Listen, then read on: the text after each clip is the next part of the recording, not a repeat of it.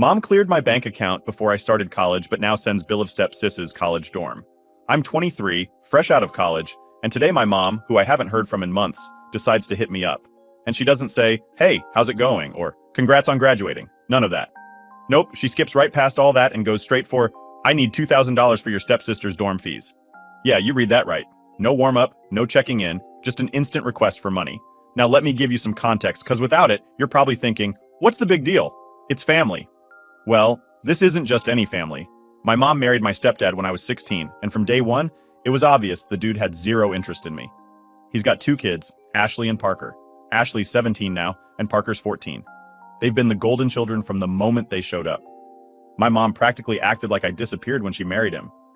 Like, I get that blending families can be tough, but she didn't even try. I remember when I graduated high school, my grandparents gave me $2,000 as a gift. I was over the moon, thinking I could use it for college, or, just live a little. I'd also saved up another $2,000 from working part-time jobs after school. So I thought I was sitting pretty with $4,000 in my account. Then, one day I check my balance, and it's all gone. Every single penny. I go to my mom, thinking there's gotta be some mistake. She's still a co-owner on my account at that point, because I hadn't gotten around to switching it over yet. And you know what she says? She looks me dead in the eye and tells me she took it as punishment. Punishment for not respecting her new husband and his kids, and for acting out, or whatever garbage excuse she came up with at the time. I was furious. I'd been saving that money for college, for my future, and she just took it like it was no big deal. So I packed my bags and moved in with my grandparents. They were the only ones who seemed to give a damn about me anyway, and that was pretty much it for my relationship with my mom. Minimal contact from there on out. Fast forward a few years, and now I've graduated from college, trying to get my life together. Then, boom, she calls me today, asking for $2,000 to help pay for Ashley's dorm fees. Apparently, Ashley needs this private dorm room because sharing with other people would be too much. Like, who even needs a private dorm at 17? Whatever happened to just sticking it out with a roommate like the rest of us? So I tell her, no way in hell. I'm not gonna just hand over money, especially after what she did. And you know what she says? "You can't say no. We're family. You have to help." Like, are you serious? She doesn't even ask how I'm doing or acknowledge that we haven't spoken in months. Just straight to the money talk like I'm an ATM. I hung up on her after that. I wasn't about to listen to any more of her guilt tripping. But man, let me tell you, the level of entitlement was unreal. I mean, I haven't been a part of her life for years. She's been all about her new family with my stepdad and his kids. Meanwhile, I've been out here hustling on my own, trying to make something of myself. And now she thinks I should just hand over thousands of dollars like nothing ever happened? Nope, not happening. And let's be real for a second. This isn't the first time she's pulled something like this. The moment my stepdad entered the picture, I was practically invisible. My mom would bend over backward for him and his kids, while I was just there, like a piece of furniture that no one really notices anymore. It's not like she was ever terrible to me growing up, but the second she got married, it was like I didn't exist. She stopped showing up to my school events, stopped asking how I was doing, just stopped caring. I remember one Christmas, this was after I moved in with my grandparents, she didn't even bother inviting me over. But guess what? She sent a card with a note saying, "Hope you're doing well. Love, Mom." That was it. No mention of missing me, no apology for everything that had gone down, just a generic card. It was like she was more interested in keeping up appearances than actually being a mom. And now she has the audacity to call me up out of nowhere, asking for money? For my stepsister's dorm? After everything she did? Nah. Man, not a chance. I wasn't even tempted. I don't owe them anything. Not after all the crap I had to deal with growing up, and certainly not after she stole my savings and left me hanging. It's honestly kind of sad, though. I used to want a relationship with her, back when I was younger. I tried for a while, reaching out, seeing if we could maybe work things out, but every time it was like talking to a brick wall. She was so wrapped up in her new family that she didn't have time for me anymore. And now, after years of silence, she just expects me to cough up $2,000 like we're close or something? I guess I shouldn't be surprised. People like that never change. They just take and take, thinking they're entitled to whatever you have. But I've learned my lesson. I'm not the same kid who let her walk all over me anymore. I've moved on. I've got my own life now, and I'm not gonna let her or her messed up sense of family guilt me into paying for anything. So yeah, that's where I'm at. Blocked her on everything after that last call, and honestly, it feels like a huge weight has been lifted. I don't need that kind of negativity in my life. And if she tries reaching out again, well, she's in for a rude awakening, because because I'm done playing the nice guy. At the end of the day, you can only get pushed around so much before you say, enough is enough. I'm done being the backup plan, the one who gets called when they need something. They can figure it out without me. All right, so after I hung up on my mom the first time, I thought maybe, just maybe, she'd get the hint. Like I wasn't going to magically hand over money just because she asked, right? Wrong. A few days later, I'm sitting at my place trying to enjoy my weekend when my phone rings again. Guess who? Yep, it's my mom. Now, I didn't want to answer at first. I mean, what good was going to come from this? But for whatever reason, I decided to pick up. Maybe I was hoping she'd apologize or at least have a normal conversation. Spoiler alert, she didn't. She starts off with, listen, I talked to your stepdad and we came up with a new arrangement. Like she's doing me a favor or something. She goes on to explain that Ashley absolutely needs a private dorm room because sharing with other people would be uncomfortable. Apparently, communal bathrooms and roommates are beneath her. So they've decided that Ashley will stay in this fancy 2-bedroom dorm with her own bathroom, and guess who they want to pay for it? Yep, me again. I almost laughed out loud. The total cost for this luxury dorm situation is $3,800 for the semester, and they expect me to pay $1,000 a month to help cover it. $1,000 per month. For a dorm room I'll never see. For a stepsister who barely acknowledges my existence. Unreal, right? I asked her straight up, why is this even my problem? That's when she flipped into full guilt mode. She starts saying things like, you never contributed anything to this family. And it's time you give back and erase your mistakes. Mistakes? What mistakes? I haven't even done anything to them. Then she brings up how I've been living off my grandparents like I'm some kind of freeloader. First of all, my grandparents invited me to live with them. They were happy to help me get on my feet after everything she did. But in her mind, it's like I owe her for every little thing she's ever done for me, even though it was barely anything compared to what she did for her new family.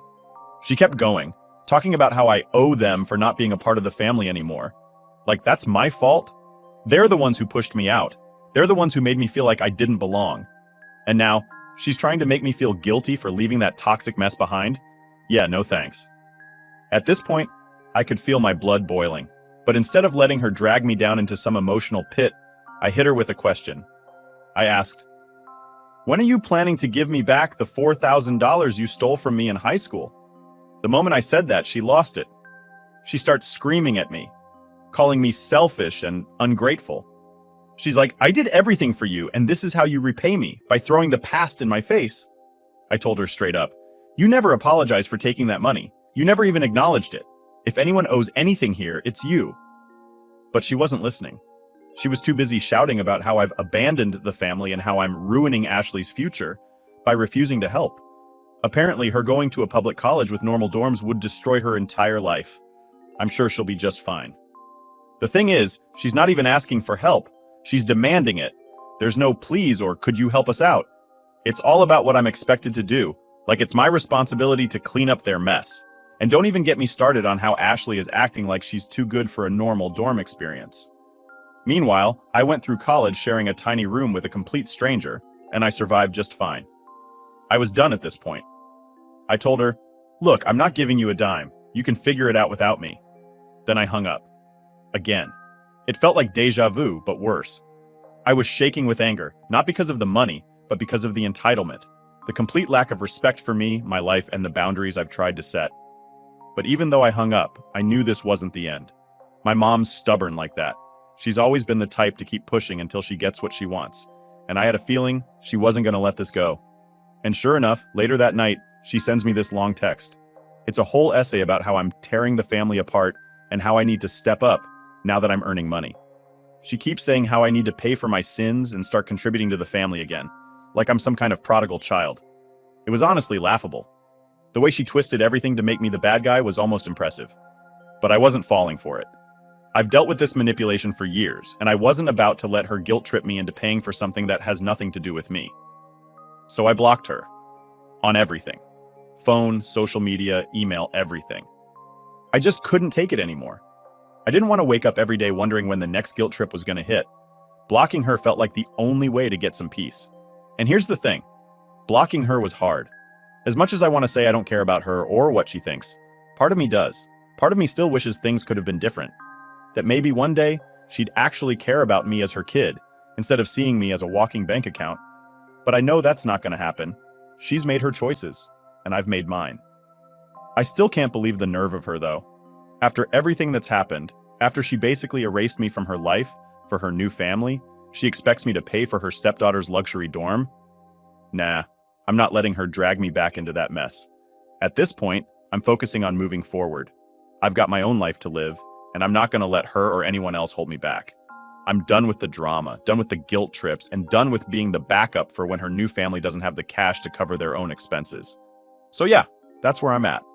I don't know if she'll try to reach out again, but if she does, she's gonna find out real quick that I'm not playing along anymore. I've got better things to focus on than paying for someone else's spoiled kid to live in a fancy dorm. Update 1. Alright, so after I blocked my mom, I thought that would be it. Done deal, right? Wrong. I should have known better. With my mom, nothing is ever that simple. A few days go by and I'm starting to feel pretty good about my decision. The constant stress and anxiety from her calls and texts were finally gone. But then, I get a message from my aunt Lisa. Now let me tell you, Lisa's the only one in my mom's family who's ever had my back. So I thought, maybe she's just checking in on me. Nope. The message says something like, "Hey, your mom's been calling me nonstop. She says you've blocked her and she's really upset. She wants to talk to you and I think you should hear her out." I nearly rolled my eyes out of my head. Hear her out? She wants money, Lisa, that's it. There's nothing to hear out. But Lisa's the kind of person who's always trying to keep the peace, so I wasn't surprised she was playing mediator. Still, I couldn't believe my mom dragged her into this mess. I replied back, "She's not upset, she's mad I won't give her money for Ashley's dorm. There's nothing to discuss." Lisa, being Lisa, tried to reason with me, saying things like, "Maybe you should talk to her, set some boundaries." I told her straight up, "The boundary is already set. I'm not paying for anything, and I'm done with the guilt trips." I could tell she was uncomfortable being in the middle of this, so I tried not to take my frustration out on her. She ended the conversation with, "Just think about it, okay?" I told her I'd think about it, but honestly there was nothing to think about. I wasn't gonna cave, and I definitely wasn't gonna give my mom the satisfaction of thinking she could guilt me into anything. Then a couple of days later it happened. I was coming home from work, and there she was, my mom, standing outside my apartment building like some kind of stalker. I had no idea how she even knew where I lived. I guess she must have gotten it out of Lisa, or maybe tracked me down through some other way. Either way, there she was, looking pissed and ready to start something. I froze for a second, not knowing what to do.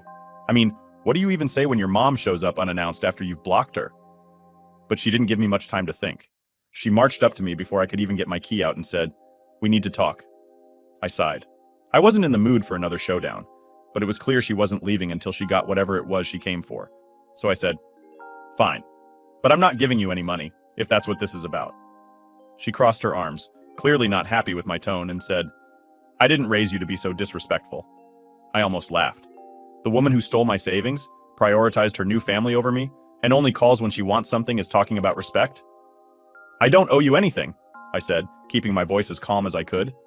"And I definitely don't owe Ashley a private dorm room." Her face twisted into this angry, frustrated look like she couldn't believe I was standing up to her. "Ashley deserves this. You're doing well now, you can afford to help." That's when I lost my cool. "Are you serious? You took my money when I needed it for college? You didn't care about my future back then, but now I'm supposed to care about hers?" She tried to cut me off, but I wasn't done. "You didn't even invite me to family stuff anymore.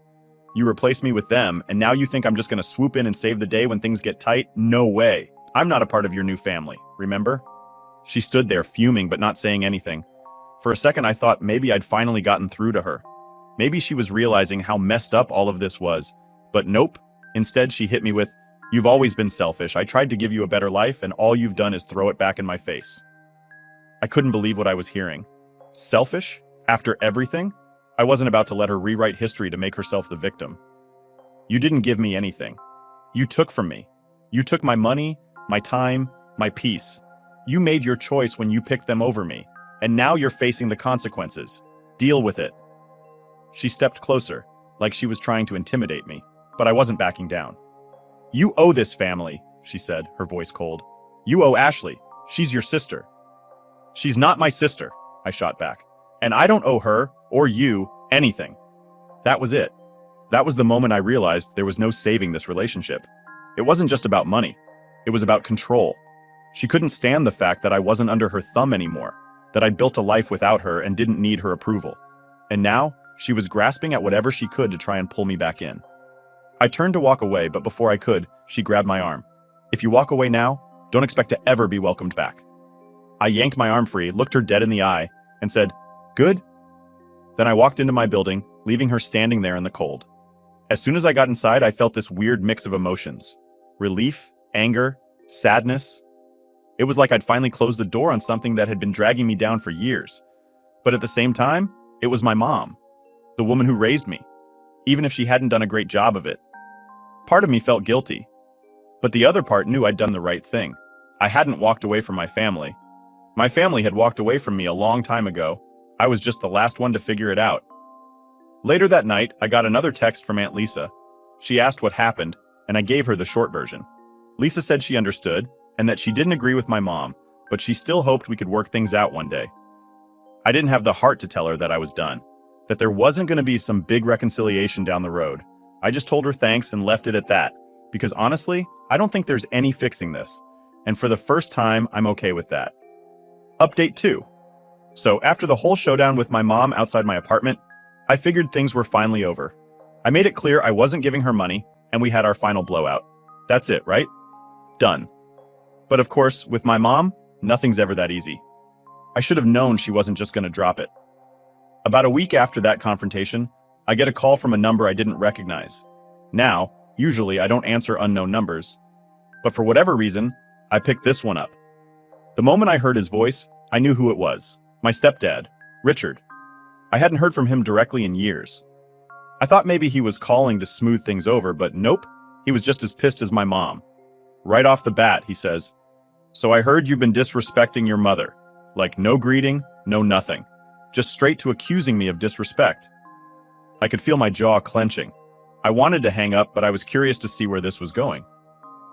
"Disrespect?" I asked, trying to keep my voice calm. "I'm not disrespecting her. I'm just not giving her money." He let out this sarcastic laugh, and I could practically hear him rolling his eyes through the phone. "You think this is about the money? This is about family. You've abandoned your family, and now you won't even help Ashley when she needs it." Here we go again. I could feel my patience slipping. "Look, I didn't abandon anyone. You guys pushed me out years ago, and Ashley's not my responsibility." There was a pause, and I thought maybe that would shut him up, but of course it didn't. "You're selfish," he said, his voice dripping with judgment. "We've done everything for you, and this is how you repay us? By turning your back on your mother? On Ashley?" I couldn't believe what I was hearing. Everything for me? They stole from me, ignored me, and then expected me to play happy family when it was convenient for them. I wasn't having it. "You didn't do anything for me. You took from me. My mom took my savings, and you both treated me like I didn't exist once you had your perfect little family. Now, suddenly, I'm supposed to be the one who fixes everything?" He cut me off before I could finish. "You're not a kid anymore. It's time to stop acting like one. You need to grow up and understand that family means sacrifice. You owe this family." That word, "owe," really set me off. I didn't owe them a damn thing. I said, "No, Richard, I don't owe you anything. If anyone owes something, it's you two, for treating me like crap for years." I could hear him getting angrier on the other end, but I didn't care. I was done playing nice. I wasn't the same scared teenager who let them walk all over me. I wasn't going to sit there and let him or my mom try to manipulate me into feeling guilty. "This isn't over," he said, his voice low and threatening, like he thought he could scare me into changing my mind. "We're family, and we'll always be family, whether you like it or not." I didn't bother responding. I just hung up. And as soon as I did, I felt this wave of relief. It was like I had finally closed the door on something toxic. I had drawn a line, and there was no going back now. But of course, that wasn't the last of it. A few days after that call, I got a text from Ashley. Yep, even she was getting in on this now. Her text wasn't as aggressive as my mom or Richard, but it was still full of guilt tripping. It said something like, "Hey, I know things have been tense, but I really need help with this dorm situation. I don't know why you're being so difficult about it. It's just money, and it's not like you can't afford it." I stared at the message for a good minute, just shaking my head. It's just money? The entitlement was unreal. She genuinely thought I owed her this, like it was just expected, like I was some rich uncle who's supposed to pay for everything just because I can. I thought about replying, but honestly, what was the point? She wasn't going to listen. None of them were. They all lived in their own little world where I was the bad guy for not playing along. So I just deleted the message and blocked her too. It was clear that no matter what I did, they weren't going to see things my way. To them, family was a one-way street. I was expected to give, while they took and never gave anything back. And when I didn't give them what they wanted, I was the villain. But here's the thing. They weren't my family anymore. Not really. Family's supposed to be about support, love, and mutual respect. They had none of that for me. I was just a tool to them. Someone they could manipulate and guilt into giving them what they wanted. And yeah, it hurt. I'm not going to pretend it didn't. There was a time when I would have done anything to get their approval, to feel like I was a part of the family again. But that time had passed. I wasn't that kid anymore, desperate for their love.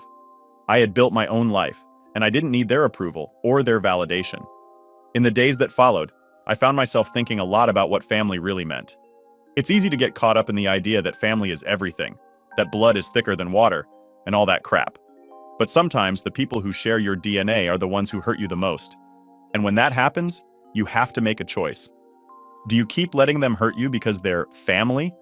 Or do you cut ties and move on, even if it means walking away from the people who are supposed to love you unconditionally?